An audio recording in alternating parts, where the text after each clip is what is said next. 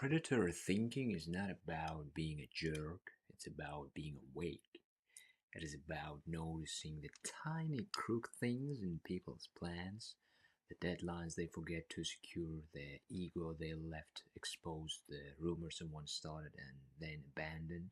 It is about converting those crooked things into edges.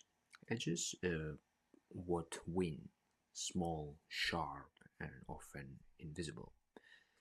Picture this: a crowded room, a networking event, everybody selling themselves like a clearance rack. They shout, you watch, you notice the investor who keeps checking his watch, the founder who keeps apologizing for being late, the PR who laughs too loud when her email is brought up. Those are not just details, those are pressure points. If you know how to press, you can make the room rearrange itself. Call it whatever helps you sleep: predator, strategist, operator. The vocabulary I like to use borrows from uh, intelligence tradecraft because that's where the methods are clean and honest. Words like seeding, elicitation, frame, anchor, temporal advantage, fancy names but simple moves. Okay, let's start with the seeding. You let an idea live inside someone's head without forcing it. You plant a small suggestion and let it germinate. It's quiet, it's surgical. People adopt your idea and later act as if it was theirs. That's ownership. Ownership is obedience. Let's talk about elicitation. That's the art of getting information without asking for it. Tell a small story that invites a confession. Laugh in a certain way. Pause at exactly the wrong moment. People feel words, and in the feeling, they give you currency, like facts, fears, desires. Now, let's focus to the frame. You build the room they think they're in. Say the right first sentence, and the rest of the conversation fits into your frame like a jigsaw. Frames are not lies, they're narratives that make options look reasonable. If you're the one who defines so called reasonable, you own the middle ground. Anchor: drop a reference point, emotional or numerical, before the negotiation even begins. Most people will adjust from that anchor, not from the true middle. So anchor well, anchor boldly, then watch them converge toward your center. Temporal advantage is about timing, not being faster necessarily, but moving when others are off balance. During transitions, during stress, while attention is elsewhere, timing is rhythm. Learn the beat and you will know when to strike. Alright, mechanics, not bullet points. This time I will tell you stories and you'll pick up the most. Months ago, this is a real pattern, not a made up movie scene. A friend of mine, let's call her Lisa, wanted to go to get a pilot project with a bank. Not a big deal on paper. She had a decent prototype and hungry pitch deck. She could have knocked on doors, offered discounts, begged for time. That's the common path. Instead, she did something smaller and colder. She sent on a one-line email 2 weeks before the budget review, titled like "We shortlisted you for our trial cohort." No technical details, no begging, just a neat implication. Now the bank is shortlisted. The email did two things. One, it framed her as a selector, not an applicant. Two, it created urgency. They wanted to be on a list. She didn't ask for a meeting. Meeting were offered. And when she walked into the room, she didn't have to fight for attention. She simply confirmed what they were already doing. Frame set, game tilted. She won the pilot on terms better than she expected. That's predatory thinking. Small move, outsized effect. The technicality is she did reconnaissance first, quiet LinkedIn check, listened to CFO on a podcast, learned the budget cycles. She found the seam. Companies love being shortlisted. She seeded the notion and let it grow. She didn't reveal her hand until they raised their hand to her. That's an information asymmetry. She controlled the narrative. Now think about negotiation. Most people see negotiation as a tug of war. It's rarely that it's a shaping game. You shape the battle by controlling what the other side considers reasonable. Example, you want a salary of some X dollar, but told about another XY dollar salary is the range. If you start by apologizing or saying I'm flexible, you lose frame. Instead, lead with value. You can say in my first 90 days I will deliver these three project wins that will produce Z dollar value. Let the number that let Z dollar be vivid. Most people anchor on costs like salary, price. You anchor on outcomes. You reframe the trade. The salary then becomes a smaller number inside a big, juicy narrative where you, the obvious choice. So, in other words, you, in the details, giving best outcome, and in a contrast, their salary should looks like definitely it's worth it. So you gotta describe future in the best possible way, which is gonna be attractive for these people. Emotional anchoring is low tech and brutal. People buy feelings more than facts. So before you ever talk price, tell a story that makes them feel scarcity, progress, or safety. If you're selling a product, tell the story of a user who almost failed without it, then visualize their relief.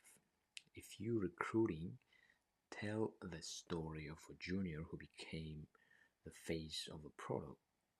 Motion creates gravitational pull, numbers slide into place after.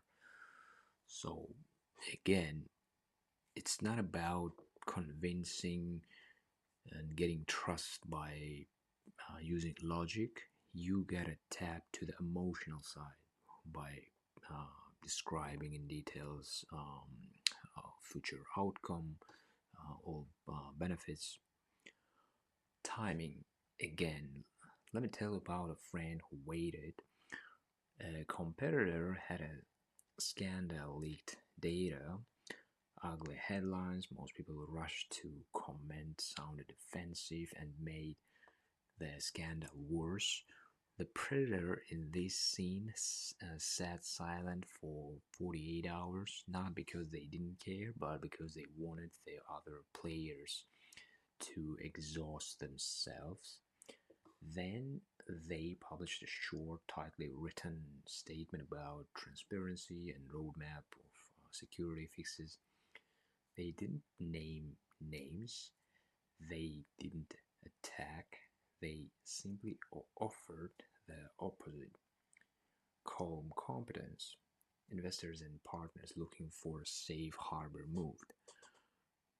The predator captured capital without direct confrontation because they understood temporal advantage. The storm had made others noisy, and noise repels trust. Let's get a little more technical without getting dry. When you sizing up a target, a company, person, negotiation, use three less lenses: surface behavior, in other words, what they say; revealed preferences, it is about what they actually do; and systems constraints, it is about deadlines, approvals, incentives. Most people only watch surface behavior. You must read the other two. Revealed preferences tell you what their real priorities are. Systems constraints show where leverages exist. A CFO worried about quarterly results, a spouse who hates late nights, board meetings 2 weeks away. Those constraints, levers, pull them softly, and things bend your way.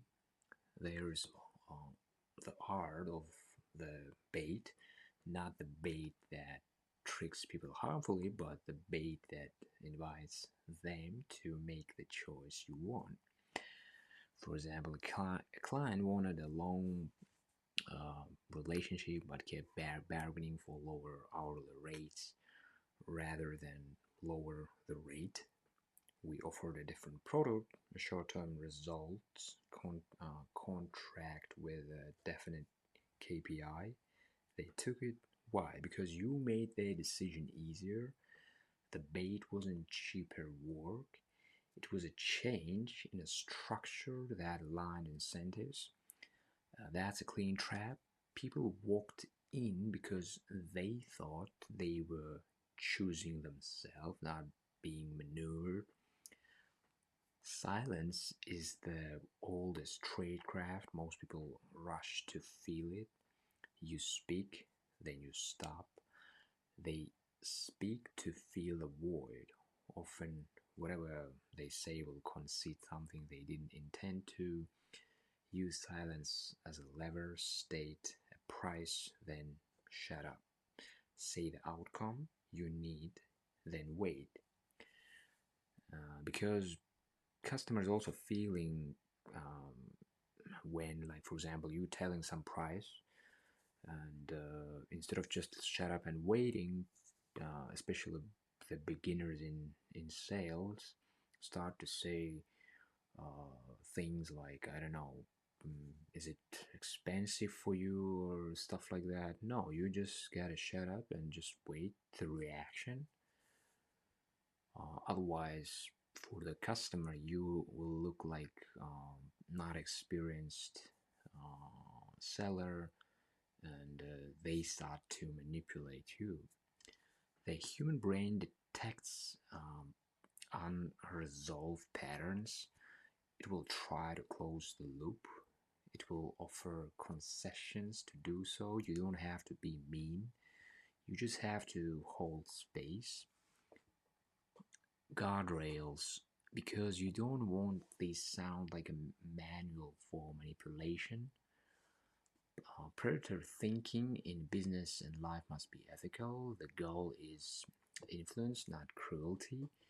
If you use these moves to swindle, you will build a reputation that kills future opportunities. Predatory thinking done well is strategic, surgical, and yes, responsible. You want durable wins, not one-off victories shipped with regret and lawsuits. And defensive moves are worth a short aside because you will encounter other predators. First, name the frame. If someone is boxing you into, like, we only accept the three people, say like, good, I am evaluating offers too. Say that calmly. It breaks their narratives because you refuse to accept their premise as true. Second, delay. By time. Predators love rush decisions. Time collapses their advantage. Third, re-anchor. If they anchor on a number or story, introduce a new anchor that frames the conversation. Finally, call out the tactic politely, like, I notice we're using a short list narratives. Can you explain the criteria? It makes them perform in the light, and performance is hard to fake. Let's get a few practical recipes, not like a step by step checklist, but conversational templates you can adapt. If you want to nudge someone into a decision, tell a short story about scarcity, then present a simple choice with a clear next step. For example, we only have two slots left for partners this quarter. Can be deadly unless you pivot it, like, you want. If you want one of the slots, this is what I will deliver in 90 days. If not, here's a list of other firms I recommend. The second part gives dignity. People do not like being curled. Give them an out that looks like a power. If you need information but can't ask directly, tell a mini confession first. Humans like reciprocity. Like, for example, I will tell you a quick thing. When I was starting, I screwed up because I underestimated X. Then pause. They usually answer with a similar admission. You're not interrogating, you're priming the social currency of truth. If you're negotiating price, anchor on value, not cost. Speak outcomes first. Make the math visceral. For example, we can reduce churn by 20% in 6 months. That's an incremental, like, $Y to your bottom line. Then present your fee as a fraction of that. They are now comparing income, not expense. Again, you gotta change the frame. This flips the default psychology. If you want to destabilize a rival without looking like you're attacking, release a statement that highlights contrast, not naming names, just values. Like, for example, we believe transparency means like XYZ. Others prioritize their growth over security. People who worry about optics will shift toward the safer option. This is reputation judo. You never swing, you tilt. There is a practical danger overusing these moves makes you predictable. The clever predator varies cadence, tone, and aggression. Sometimes you bait, sometimes you burn a bridge to scare them straight. It is like a meme title, never let them know your next move. But it really makes sense in order to not let them reverse engineer how you're thinking. Good operators, like jazz players, improve is their technique. You plan themes, but you play off the room. Always like another quote that I like. Let them chase yesterday while you live in tomorrow. Okay, one last long example because stories stick. Picture a mid-stage startup with a product running shy of like a promised traction. Investors jittery, most founders panic and start slashing prices. One founder did something different. She staged a controlled outage of a minor, non critical feature and used the downtime to publish a short essay that explained why they were doubling down on product quality. The essay went viral among like a tech newsletters because it read honest. The journalist angle, integrity over growth. The timing, perfect. When everyone else was apologizing, like she took responsibility and framed it as leadership. Investors who wanted a stable ship moved toward her. In other words, she showed confidence. She got both runway and better partner. She didn't lie. She reframed. The outage could have been a disaster. Instead, it became a proof point. So, what do you do tomorrow? Start with observation, not action. Spend an hour in a meeting or on a call and don't talk. Watch. Scribble down three tiny things that are off. Find one seam, a deadline, a persona craving attention, a budget cycle. Plan a small, quiet move that leverages it. Seed a thought, then wait. Do not rush. When you act, keep the action short and the exit cleaner. Predatory thinking sounds dramatic, but it's not. Mostly it's patience, curiosity, and a little cold clarity. It is the ability to see another person's wants and to help them arrive at your conclusion. What while believing it satisfies theirs. It is the difference between shouting and whispering at the right ear.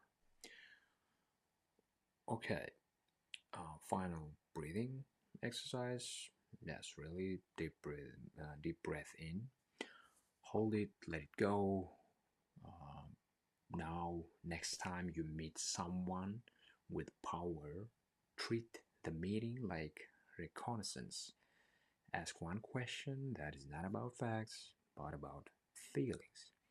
Listen, use your silence like a tool. Offer a small frame, see what happens.